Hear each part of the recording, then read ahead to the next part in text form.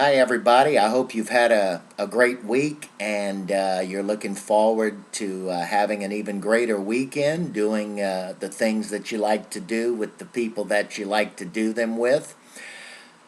Gonna start this session off just to let you know that for the time being, I'm going to, after tonight, move away from the subject of just about grief.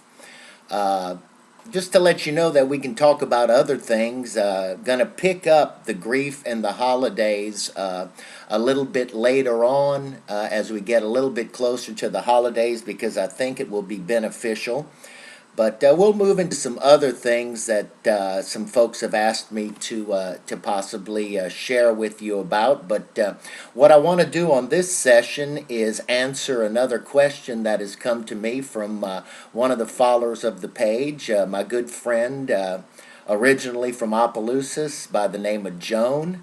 A longtime family friend of ours. She asked if I could talk about the death of someone actually crossing over and my thoughts on them coming back. And certainly that is a complex subject for sure. Uh, I do not, again, as always, I say, pretend to know everything about this, and I'm only going to share pretty much from my own personal experience, but certainly from a biblical standpoint, there are a lot of proofs that people have actually died and risen from the dead. The whole tenet of Christianity is based on the resurrection of Jesus.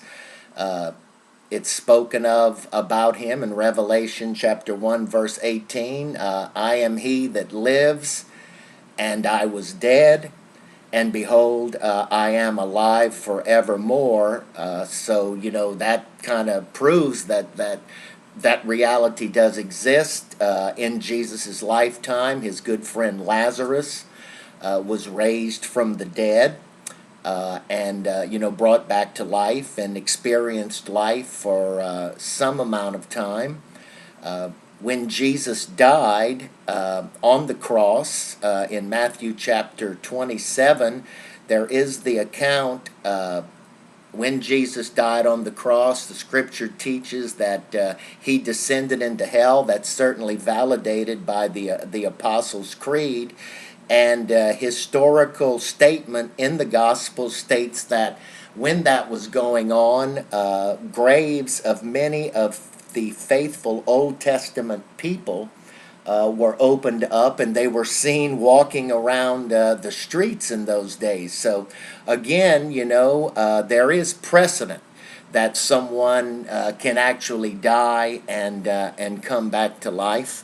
Uh, my job in hospice was to prepare people to go, to die, to pass away as comfortably and as peacefully as that could be done. And I pretty much was obligated to stick to doing that and not bring my own thoughts or views into that situation.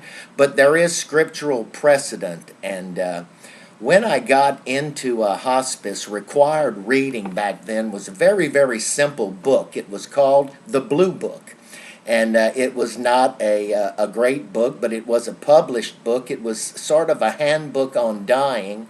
And it spoke and helped people like me to prepare families and prepare the terminally ill for their upcoming death and try to get things reconciled and issues addressed so that there could be comfort and there could be peace. And in that book, there was a segment about a situation that takes place in the lives of some terminally ill that I did personally experience.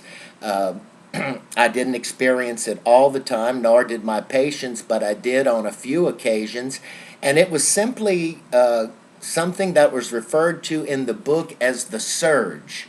And it was said there that it would be more common amongst people who were dying because of Alzheimer's or dementia-related illnesses. And what it was it was at the pretty much the getting very, very close to the time of death, there would be an infusion of life into their body, and they would shift for a few minutes or a few hours, however long it would be, from their state of Alzheimer's and dementia. And understand, I lost my mom to Alzheimer's, and of all the diseases that I cared for, among the terminally ill, even AIDS patients, it is my belief that Alzheimer's and dementia illnesses are the most hellish and the most hard on the sick person themselves, and also on their families.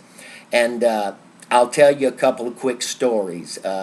There's a scripture in the book of Hebrews, chapter 12, verses 1 and 2, that says, "Since we are surrounded by such a great cloud of witnesses, let us throw off everything that hinders us and easily entangles us, and let us run with perseverance the race that has been marked out for us, by fixing our eyes on Jesus, the author and the perfecter of our faith, who for the joy set before him endured the cross, scorning its shame, and sat down at the right hand of the Father." And the understanding of that scripture is that it's like a stadium where there's all these people around who are actually watching and what's going on. And one of my favorite patients was an elderly gentleman with Alzheimer's. I took care of him for about 7 months.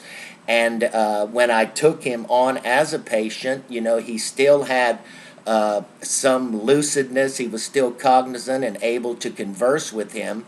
But as time went on, he shifted to where he was almost in a vegetative state, non-responsive and non-talking and all that. And I got a call one night, because I was always on call in case one of our patients needed him, from his family. And what had happened is he was surging, like what I talked about earlier, and they said, "Could you come over here right now?"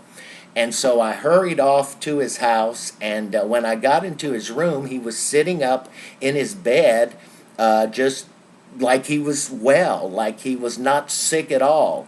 And, I asked him, "Mr. Fred, how are you doing? How are you feeling?" And he said, "Mark, I feel good, And so we were just talking, making small talk, and he just stopped.